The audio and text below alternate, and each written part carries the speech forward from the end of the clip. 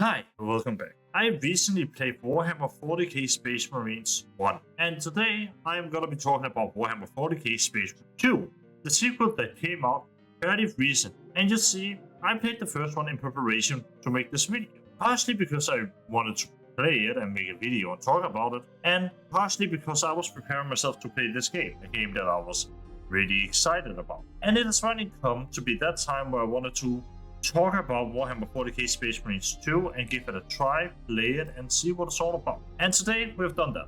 Warhammer 40k Space 2 is a really good game overall. It does a bunch of things really well, and it does a few things not so. It has a lot of game modes that being free, and the three main ones are the campaign, there's some PvP stuff going on, and then there is the co-op missions. And we're going to be talking about all of them here today. Let's just delve right in. Now, to start off, let's talk about the most important thing in this game, that being the campaign. How do they tie us in, if they do at all? Which they do, spoiler alert. And they do it actually in a fairly cool way. He was sent off to this other squad for a while as a punishment and served them for like the last 10 years before he then came back out of necessity, right? Pretty cool story. Like, the story is fine. I probably got some details wrong there because I'm not big on Warhammer lore. I don't understand that too much. But that's like the reality of where we sort of start off as. And at that point, it involves from you doing that to fighting off the Xenos, this like alien hybrid, this alien race where there are essentially just a lot of them. There's like this ant type of thing. I've described it as being the Warhammer answer to the Swarm in StarCraft, or probably the other way around because I think Warhammer is older than StarCraft. I'm not sure, but something like that. And the reality is, they are fine enemy rates. My main issue with it when it comes to a campaign thing is that there isn't this rivalry, there isn't this banter that there is with orcs. Like the orcs in Warhammer 40k Space Marine 1 were dumb. They would say a bunch of stupid shit, you're there to hear them talk all the time, and you're there to sort of see part of the banter and see how they're like trash talk back to, you know, the Space Marine and all of this sort of thing. And the same thing with like the main but big bad of the orcs. You know, I like the banter really kind of carried the story, carried the characters a lot, and often made them really likable and made them do some really silly things from time to time. It was essentially where the humor came from in that game. Here in Space Marine 2, however, there's no such thing, since there are no orcs, there are no orcs, and it sort of left a weird feeling, especially on the first few missions, where everything is just slightly too serious for my taste. Like, it's not that it being serious is a bad thing, it's more a case of it being sort of weirdly not funny at all. Like, the gameplay is great, and we'll get to that in a second, but the sort of conversations that the characters have themselves aren't that good.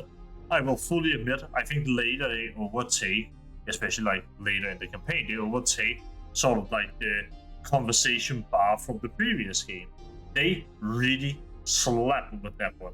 Like, the conversations you hear throughout Warhammer 40k Space Marines 2 and sort of the banter between the characters is really good. It is unique and it's interesting, and honestly I think it builds a lot more character than the first one did, partially because you don't have no ogres, but also I kind of missed that, especially early on. That were a huge thing and just drawing me in to see what creative ways they had of like sort of talking shit. Like, I like that part of Warhammer 40k Space Marines 1, and unfortunately that just isn't here.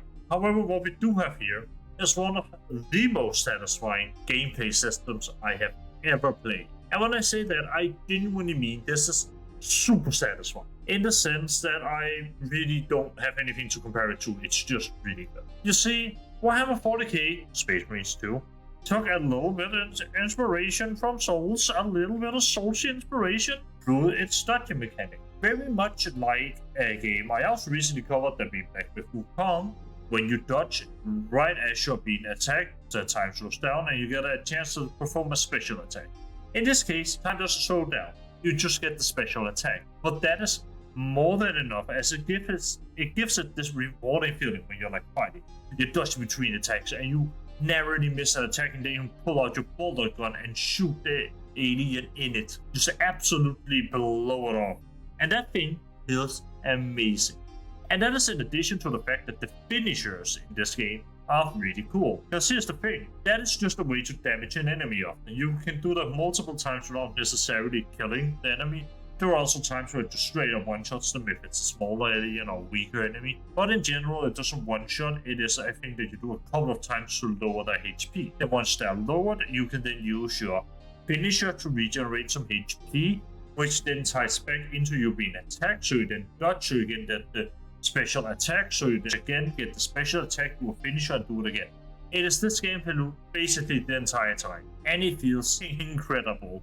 The amount of times you're playing on barely any HP, even on normal, and then somehow manage to get through it is astounding. And it's one of those things that make this game work as well as it does. Because if it wasn't, that would be a generic third-person shooter. But it isn't, because you'd find yourself in the thick of it all of the time, and then you're dodging around, you're avoiding attacks, you're doing your special finishers, boom, boom, boom, and if it's like on a smaller enemy, they fucking explode. There's just boom, and then they explode, and the enemies around them like kind of get a knockback, and it gets this really visceral feel. And that is one of the best things I have ever seen in a third-person shooter, and I undoubtedly think every single game going forward needs to have this. Still not, but I think it's a really cool system that works really well for what it is. And I think it's one of the reasons why I could stick with this game almost with 2 entire campaigns and the co-op missions without ever feeling like it got to be a little bit too much. That being said, it has to be mentioned though that the amount of weapons in the game is lackluster at best and bad at the worst. There aren't a lot of guns. I'd say there's probably the same amount of guns as in the first game. The reality is though that this game is just outright longer, including extra side content such as the co-op missions, which also uses slightly modified versions of the same guns. So it can end up feeling slightly samey in terms of the weapons, which is a shame, and it's the major point that stands out. And I think it has something to do with the game being as long as it is. Because whereas the first one, that was a couple of hours, like it was just maybe a day's worth of a game. Warhammer 40k Space Marines 2 was easily like 15 hours, which by today's standards granted is not a lot. It's just that a lot of the content is front-ended. There's a lot of the new weapons and stuff you're getting on the front end of the game, and not a lot that you get on the back end. Harshly, because if they didn't, it would also just leave the middle part being kind of weird and boring. But they did, and it's all good. It's all right. It's a small complaint. At the end of the day, I'd say. I think it is, however, a complaint that is worth making, to say more weapons would have been nice. Because it would have been nice to have more weapons. The story itself is fantastic, it's good, it's all good. And the fact of the matter is that the side content play along with the main story. You see, the co-op missions, and in my opinion, the coolest way to do missions in your single player game, is to have the co-op mission that you're doing being the sort of extra stuff that other characters are. In the co-op missions, you play as another squad that Titus commands around and puts them up to missions. So essentially, when Titus is out doing his main hero thing, there are side characters that are doing other stuff. And you play as those side characters in the co-op stuff with your friends, which has its own entire system tied to it. That system being a progression-esque system. Like, it's literally just an XP bar you fill up with the weapons. You can then unlock them, unlock new weapons that way, and so on. It is a serviceable system. It is really good, actually. I'll probably not sit down and grind it hard because the modifiers for the weapons, they seem kind of boring. They're not like this sort of stuff that I want to spend my time really hard grinding for for that. And it's like, because the weapons are just reskin versions of the same weapon that you have been using, but they do slightly more damage and have slightly different stats, which is all. But the fact that you can't take them into the single player campaign does kind of suck. Like, there isn't this interactivity between the modes, other than PvP and co-op missions where you use the same cosmetics. And I think you also get rewarded the same amount of XP. Like, if you get rewarded XP for your weapons in PvE, then that also works in PvP, and so on. Which is a nice little detail. Like, that's cool and all, that's good. I just don't think it is something where I can sit and say there is enough variety within the weapons to really feed into that system right now. And the fact of the matter is that, at least in the PvE missions situation, you are going to be replaying the same 6 PvE missions to level up, which is kind of a small amount when you're looking at the bigger picture of like a live service game. I get that this is not supposed to be that low. And I think that's an important thing to know. If there is the DLC, that would be great, but it's a single player game and I'm happy that it remains as a single player game. It also has to be said, very small side note, and this is just a tangent for me, the campaign doesn't at all reward you with anything that is worthwhile in the co-op multiplayer, which is weird. In my opinion, it would have been the easiest W to have the hardest tier of the campaign reward you with like just some small cosmetic things for the multiplayer, so you can see I have done that. Think of it as the legendary campaign's emblem in Destiny, right? Just some small thing that displays that you have beaten the campaign on the hardest difficulty in this game. And, you know, that's cool. Like, that would be a nice little extra system to add, in my opinion. That being said, I think it's overall really competent in pretty much everything it does, despite not really understanding Warhammer lore in and of itself. The multiplayer, I actually touched. I touched the PvP. Imagine that. That was actually really good. I really enjoy the PvP in Warhammer in this case. It is fun. It is essentially just an arena shooter that you quickly hop into a match with. You then shoot some dudes and you get up. And that's literally it. It is nothing special. It is nothing super crazy. I went on a 5-player kill streak on my first game, which I'm kind of proud of. But that's also it. It is just a serviceable extra addition to the game, and it's definitely not the thing that I think they should be focused on. It should be the co-op missions. There's been some talk about them wanting to explore the enemy factions through the co-op missions. And I'd be more than up for that. I think that's a super cool idea. And the main thing, however, I am missing as a whole from the game is, like I said, the orcs. Because the grandeur of this game is at display everywhere. It is a game that managed to be grand in the same way that the first game did. These big buildings, and even with you being a towering size in comparison to normal humans, the buildings are fucking huge. It is insane to see. And I think that sense of scale is fucking awesome to see in any game. Just like the scene of swarming, it also logically makes sense, right? There are little swarm species, of course there are going to be a lot of them.